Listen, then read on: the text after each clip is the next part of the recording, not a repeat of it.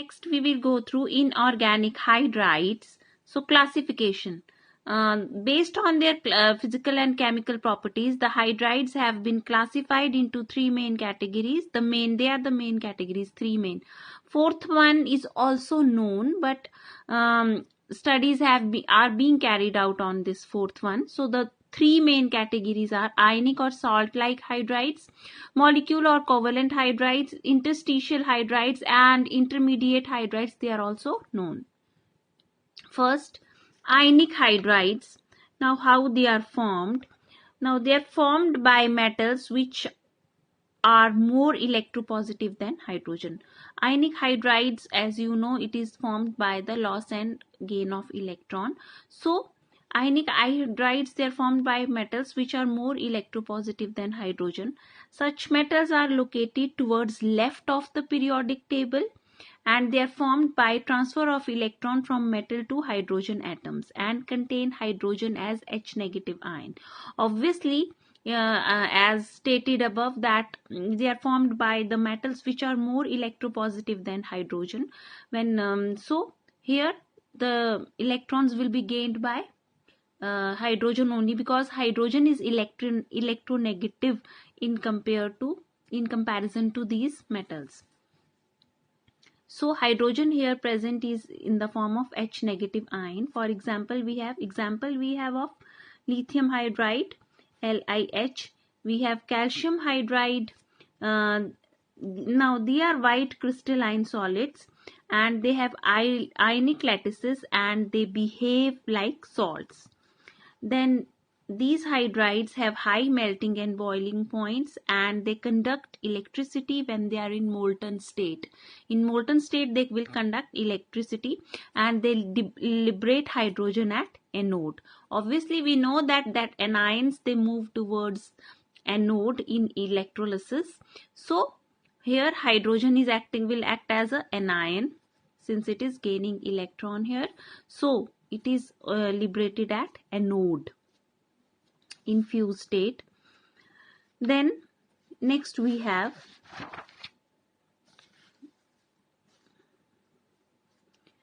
the reaction is like this. You can see hydrogen, it will gain electron, it become hydride ion. This is in gaseous form, and this reaction is endothermic in nature. Large amount of energy is required here. 146.6 kilojoules moles inverse energy that is utilized in this reaction. Now, ionic hydrides, they are prepared by a direct combination of the metals with hydrogen at high temperatures, usually close to 700 degrees Celsius. And these ionic hydrides, they are also very strong reducing agents. There is a simple method for their formation. They are formed by direct combination of metals with hydrogen. Simple, direct, nitrogen plus hydrogen at a high temperature, which is almost close to 700 degrees Celsius. You will get sodium hydride. You will get calcium hydride. Calcium plus hydrogen, temperature nearly close to 700 degrees Celsius, and we will get calcium hydride. Now these hydrides, they are strong reducing agents as shown here. Like you can see, with carbon monoxide, sodium hydride reacts to form, this is sodium formate, and carbon is formed.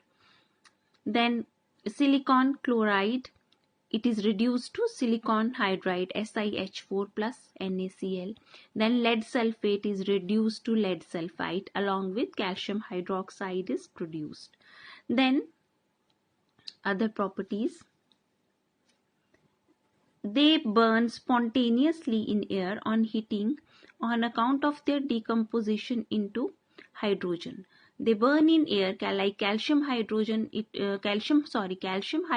it will burn in air, it will decompose, it will dissociate to give calcium and hydrogen, which is inflammable. And they are strong bases, yes. These hydrides, they are basic in nature, and they dissolve in water to give their respective hydroxides and evolve hydrogen. Like sodium hydride, it will dissolve in water, it will react with water to give sodium hydroxide and hydrogen. Then we have, if we take calcium hydride, it will give us calcium hydroxide and hydrogen. and so on. And how they form complexes. They form complexes as lithium hydrogen. It combines with aluminium hydride to form lithium aluminium hydride, which is a very strong reducing agent. Then sodium hydride, it combines with BH3 to give sodium borohydride. These two are lithium aluminium hydrides and sodium borohydride. They are used in many reactions. They are very strong reducing agents, which are used in many for reduction purposes in many organic reactions. Then next we have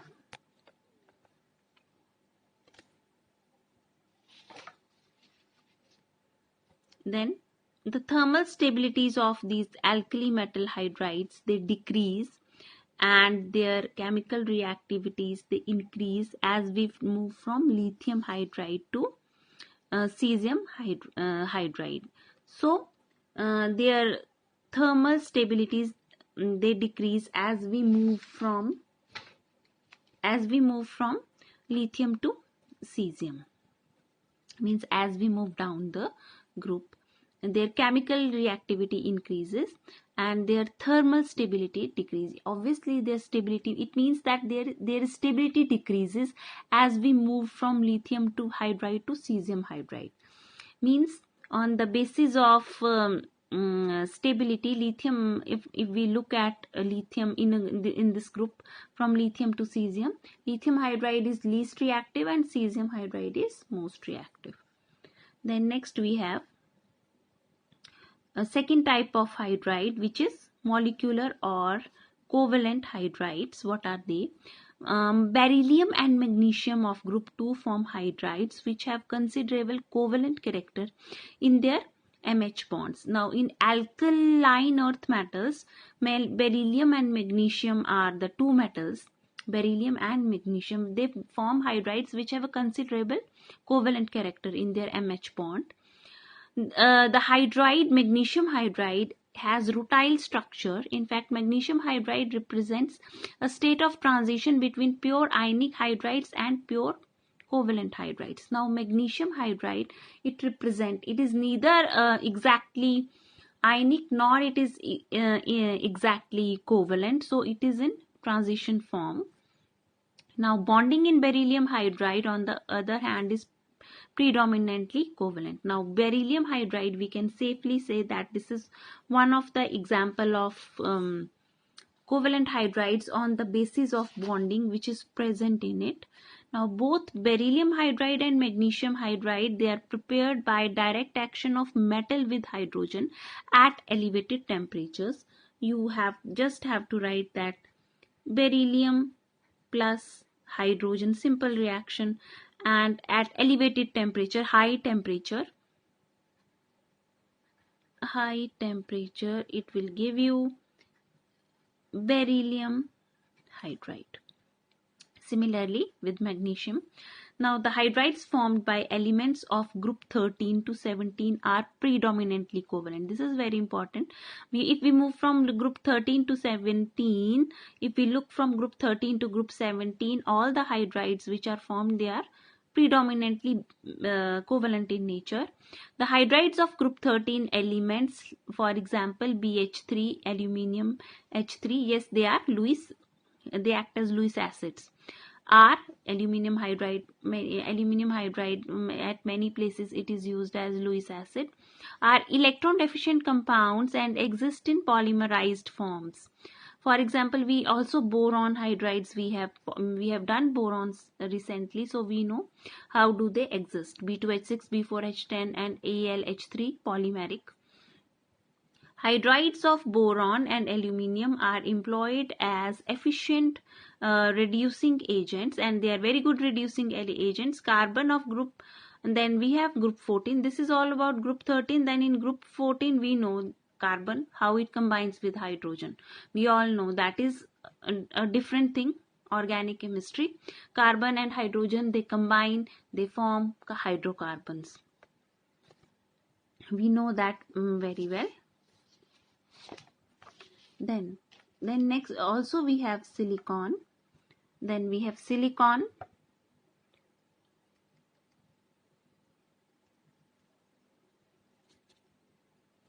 Then silicon and some other non-metal elements of group 14 also show this property to a very limited extent.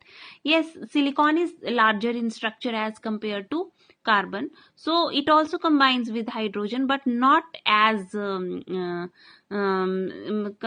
has the property of catenation, so silicon does not show this property to that extent.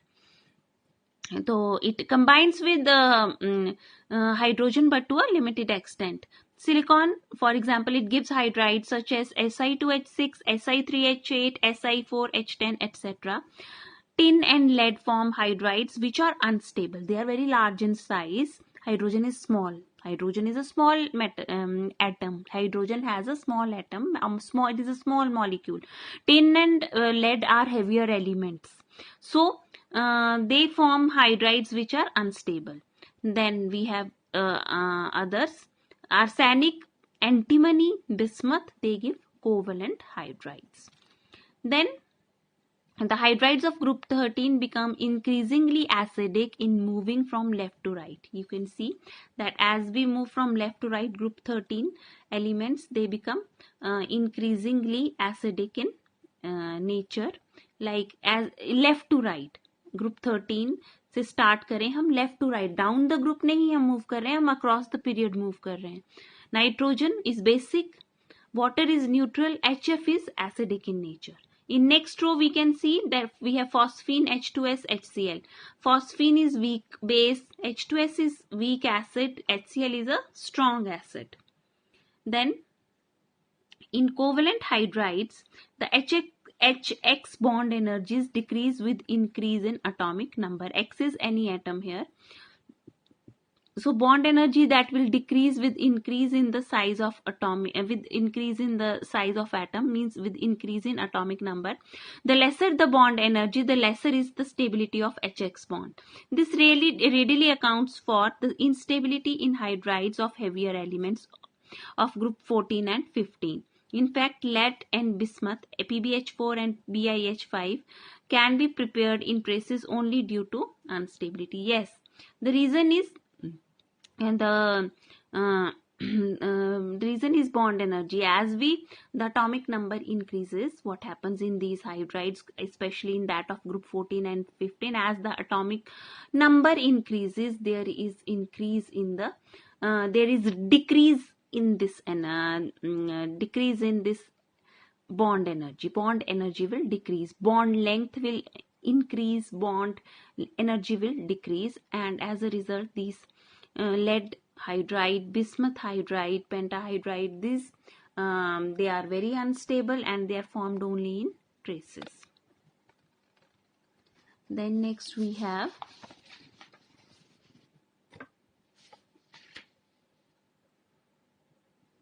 now the boiling points of hydrides. The boiling points of hydrides, ammonia, water and HF are much higher due to association of these molecules through hydrogen bonding. Now if we look at the one very important aspect, if somebody can ask you that why the boiling point of this ammonia, water and HF are higher, we can say that they have higher boiling point because of the hydrogen bonding which is present in them, and they have long polymeric structures because of this hydrogen bonding. Now the electronegative difference in carbon and hydrogen is small. There is no hydrogen bonding in them. So there is no hydrogen bonding in these carbon, silicon, germanium group 14 elements. So their boiling points, they vary as CH4 has less boiling point than silicon tetrahydride, then germanium, then SnH4. Now next type of hydrides which we have are the transition and inner transition metal hydrides. Transition and inner transition metal hydrides, they are also called as interstitial hydrides because hydrogen is present in interstices in them. Now they are non-stoichiometric compounds with varying composition. Now they are not stoichiometric, fractions में present है इनमें hydrogen in some elements. Like we have titanium, zirconium, hafnium, they are transition metals. For instance, first, second, third transition series के, for instance, they form hydrides with compositions like Ti H 1.7, zirconium H hydride 1.9, HF hafnium hydride 1.8 respectively. Now the transition metals like vanadium, niobium, tantalum, they form hydrides which are non-stoichiometric, exactly which are non-stoichiometric. In their stoichiometry is not clear, they are in fractions. The reason is, it is suggested that hydrogen occupies interstitial sites in metallic hydrides and hence the name interstitial hydrides. These hydrides are therefore called as interstitial hydrides. Now the inner transition metal hydrides are of varying composition, which falls between limiting formula MH2, MH3. Inner transition elements means your lanthanides mainly. So they have basic, this MH2, M is the metal and H is hydrogen, MH2 and MH3, depending how many hydrogens they are being, how metal, depending that metal it combines with how many hydrogens. Now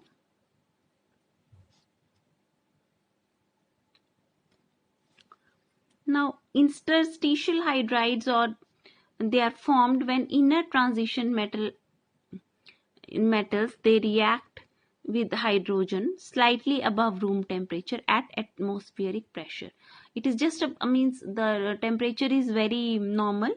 It is just above the room temperature, slightly above, and at atmospheric pressure. Now, like we have ytterbium and europium, they give hydrides like YbH2, ytterbium hydride, europium hydride. Means ytterbium and europium, they are having valency +2 in these hydrides. And the bonding is predominantly ionic as per the evidence. And yes, as I have told you that they have predominantly Yb +2 and they have +2 oxidation state in them, like 4F14 and 4F7 ions. Then ytterbium hydride is known to absorb more hydrogen to give a non-stoichiometric hydride of YbH2.5, in which both ytterbium +2+ and ytterbium 3+ ions are present. Yes, both ytterbium in +2 ionic with +2 oxidation state and ytterbium with +3 ion oxidation states, they are present in this non-stoichiometric ytterbium hydride, ytterbium H2.5. Then other lanthanides, they form hydrides approximating to the formula MH2. The bonding in these hydrides is predominantly, if the formula is corresponding to MH2, then the bonding is predominantly ionic, in which the lanthanide ion is present as we have to understand that a lanthanide ion is present as M3 positive and not as M2 positive. How? What happens to the third valence electrons? The third valence electron of metal in such hydrides is located in the metallic conduction band. In the interstices it is located, which is the conduction band, so that these hydrides have considerable conductivity. That is why they are good conductors. For example, lanthanum hydride LaH2 is dark in color with conductivity of 10 ohm inverse per centimeter, and in this 5d electron it enters lanthanum metallic conduction band, right? One of the two electrons, they are consumed in forming this LaH2, and one electron it enters the lanthanum metallic conduction band. But what happens if it further uptakes hydrogen? With further uptake of hydrogen, the stoichiometry approaches LaH3. Yes, then the electron that will be consumed in forming bond with hydrogen, in which all three valence electrons 5d1 5s2 are used in bonding, and no electron is left for La metallic conduction band. Yes, and obviously when LaH3 is the stoichiometry, then no electron will be left for conduction of for La metallic conduction band. And what happens? Therefore,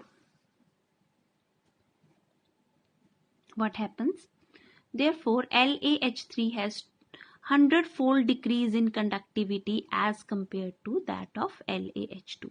Now, if we compare the conductivity, if question comes, compare the conductivity of LaH3 and LaH2, then LaH2 is conducting in nature and LaH3 is almost non-conducting in nature. There is LaH3 has 100-fold decrease in conductivity as compared to LaH2. Now the reason is obviously clear, because in LaH2 one of the electron that is present in lanthanum metallic conduction band, while in LaH3 that electron is being consumed to form bond with hydrogen. So there is no electron, there is no valence electron left for La metallic conduction band. So amongst actinides, this is uranium hydride, is one of the most important hydrides. It is most studied. It can be prepared by simply reacting uranium with hydrogen. It exists in two crystalline forms, alpha and beta, and both are highly reactive and used in the preparation of compounds of uranium. Now, next we have occlusion of hydrogen by palladium and palladium alloys. Occlusion means absorption. This is important. If red hot palladium is cooled in the atmosphere of hydrogen, it absorbs or occludes about 1000 times its own volume of hydrogen. So how you can see that how much amount of hydrogen is absorbed by palladium in the atmosphere of hydrogen, red hot palladium. As the gas is absorbed, the metallic conductivity falls till the material becomes semiconductor at a composition of approximating pDH 0.5. So if we can say that palladium is good conductor, but when it absorbs hydrogen, it becomes a semiconductor. Now palladium does not lose its ductility unless the amount of hydrogen absorbed is very large. Yes, it doesn't, obviously. It is a semiconductor and it does not lose its exact ductility until and unless it absorbs large amount of hydrogen. Now, in the process of occlusion, hydrogen is first chemisorbed at the surface of palladium. Chemisorption takes place, and at increase as the pressure is increased, the hydrogen will enter the metallic lattice. And the precise nature of metal hydrogen interaction is not clear. Yes, what is whether the bonds are formed in the interstices or what is the nature, that is not very clear. Although it is non-stoichiometric, although the interaction is non-stoichiometric, then the absorbed hydrogen has high mobility inside the lattice and it diffuses rapidly through the metal in the interstices. Now, alloys like palladium and silver, palladium and gold absorb more hydrogen than palladium metal. Now, if this same condition that is applied to these alloys, then they will absorb more amount of hydrogen as compared to pure palladium. So, this much we will discuss today about the inorganic hydrides. Rest part of this topic we will discuss in our next class. Thank you.